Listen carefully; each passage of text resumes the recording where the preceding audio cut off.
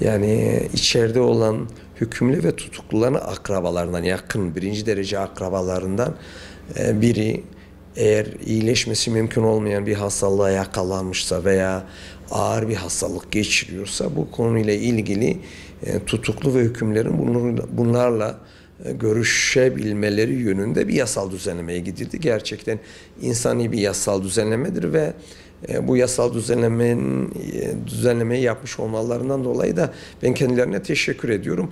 Ama bu yasal düzenlemenin uygulamada önümüze ciddi sorunlar çıkarıyor bu uygulama. Şu şekilde çıkarıyorlar. İşte biz güvenliği sağlayamayız gerekçesiyle maalesef özellikle bir kısım savcılar bu konuda talepleri geri çeviriyor, reddediyor. Fakat önce şunu belirteyim, bugüne kadar verilen kararlarda ailelerini ya da vefat eden akrabalarını ziyarete gelen hiçbir tutuklu ve hükümlü yetkililere sorun çıkarmadı ve hiçbir adli vaka ve soruşturmaya konu olacak bir problem yaşanmadı. Bu açıdan özellikle bu konuda bir kısım savcılıklar bu konuda gerçekten önüne gelen talebi çok sağlıklı değerlendirmeden böyle üstünkörü bir şekilde reddediyor. Bunu biraz da siyasi iktidarla alakalı. Yani bu konuda Adalet Bakanlığı'ndan biri çıkıp bu konuda bir açıklama yaparsa bence savcıları da bu konuda rahatlatır ve bu yaşanan sıkıntıların önüne geçebilir. Ama şurada problem şu.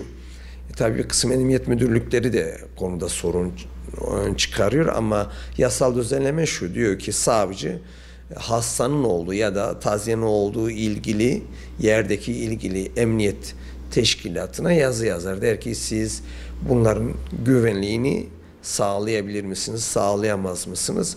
Emniyet müdürlükleri de eğer emniyette bu şahısların emniyetlerini sağlayabilecekleri yönde bir cevap verdiklerinde bu sorun çözülmüş oluyor.